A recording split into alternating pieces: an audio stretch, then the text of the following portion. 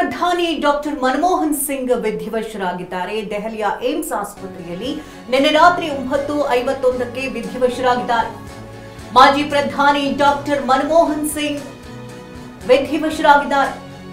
ದೆಹಲಿಯ ಏಮ್ಸ್ ಆಸ್ಪತ್ರೆಯಲ್ಲಿ ವಿಧಿವಶರಾಗಿದ್ದಾರೆ. ವಯೋಸಹಜ ಕಾಯಿಲೆಯಿಂದ ನಾಯಕ ಬಳಲ್ತಾ ಇದ್ದು 7 ದಿನಗಳ ಕಾಲ ರಾಷ್ಟ್ರೀಯ ಶೋಕಾಚರಣೆಯನ್ನ ಘೋಷಿಸಲಾಗಿದೆ.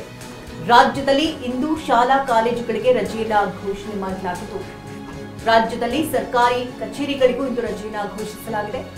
1 ವಾರಗಳ ಕಾಲ ಕಾಂಗ್ರೆಸ್ನ ಎಲ್ಲಾ ಕಾರ್ಯಕ್ರಮಗಳನ್ನ ರದ್ದುಪಡಿಸಲಾಗಿದೆ. 1 ವಾರಗಳ ಕಾಲ ಕಾಂಗ್ರೆಸ್ನ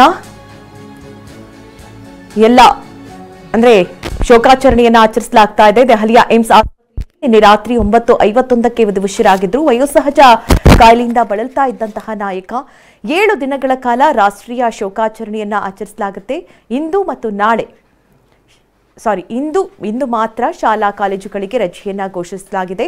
ರಾಜ್ಯದಲ್ಲಿ ಸರ್ಕಾರಿ ಕಚೇರಿಗಳಿಗೂ ಕೂಡ ಇವತ್ತು ರಜೆಯನ್ನ ಘೋಷಣೆ ಮಾಡಲಾಗಿರುವಂಥದ್ದು. ರಾಷ್ಟ್ರ ಕಂಡಂತಹ ಧೀಮಂತ ನಾಯಕ, ಭಾರತದ ಮಾಜಿ ಪ್ರಧಾನಿ, ಆರ್ಥಿಕ ಸಲಹೆಗಾರರಾಗಿ, ಅರ್ಥಶಾಸ್ತ್ರಜ್ಞರಾಗಿ, ಶಿಕ್ಷಣ ತಜ್ಞರಾಗಿ, ಅಧಿಕಾರಿಯಾಗಿ ಕಾರ್ಯವನ್ನು ನಿರ್ವಹಿಸಿದಂತಹ ಮನಮೋಹನ್ ಸಿಂಗ್ ಅವರನ್ನು ಇವತ್ತು ರಾಷ್ಟ್ರ ಕಳೆದುಕೊಂಡಿದೆ. ಇಡೀ ದೇಶ ಇವತ್ತು ದುಃಖತಪ್ತವಾಗಿದೆ. 92 ವರ್ಷ ವಯಸ್ಸಾಗಿತ್ತು. ಉಸಿರಾಟದ ತೊಂದರೆಯಿಂದ ಬಳಲ್ತಾ ಇದ್ರು. ವಯೋಸಹಜ ಕಾಯಿಲೆಗಳು ಅವರನ್ನು ಕಾಡಿತ್ತು.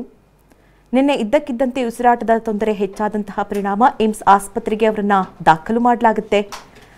ಆದರೆ 9:15ರ ಸುಮಾರಿಗೆ ಎಲ್ಲರನ್ನ ಅಗಲಿ ಮನಮೋಹನ್ ಸಿಂಗ್ ವಿಧಿವಶರಾಗಿದ್ದಾರೆ. ಮನಮೋಹನ್ ಸಿಂಗ್ 1990ರಲ್ಲಿ ಭಾರತದ ಪ್ರಧಾನಮಂತ್ರಿಯ ಸಲಹೆಗಾರರಾಗಿ ನೇಮಕವಾಗ್ತಾರೆ. 1991ರಲ್ಲಿ ವಿಶ್ವವಿದ್ಯಾಲಯ ಧನ ಸಹಾಯ ಆಯೋಗದ ಅಧ್ಯಕ್ಷರಾಗಿ ನೇಮಕವಾಗ್ತಾರೆ. ಅಂದರೆ ಹಲವು ಹುದ್ದೆಗಳನ್ನು ಅಲಂಕರಿಸಿರ್ತಾರೆ ಮನಮೋಹನ್ ಸಿಂಗ್ ಅವರು. ಇವತ್ತಿಗೂ ಕೂಡ ಎಷ್ಟೋ ರಾಜಕಾರಣಿಗಳಿಗೆ ಅಂದರೆ ಅರ್ಥಶಾಸ್ತ್ರದಲ್ಲಿ, ಶಿಕ್ಷಣ ವಿಚಾರದಲ್ಲಿ ತಜ್ಞರಾಗಿ ಅವರು ಕಾರ್ಯನಿರ್ವಹಿಸಿದಂತಹ ರೀತಿ ಮತ್ತು ರಾಜಕೀಯದಲ್ಲಿ ಅವರು ತೆಗೆದುಕೊಂಡಂತಹ ಕೆಲವೊಂದಿಷ್ಟು ನಿರ್ಧಾರಗಳು ಸಾಕಷ್ಟು ಜನರಿಗೆ ಮಾದರಿ.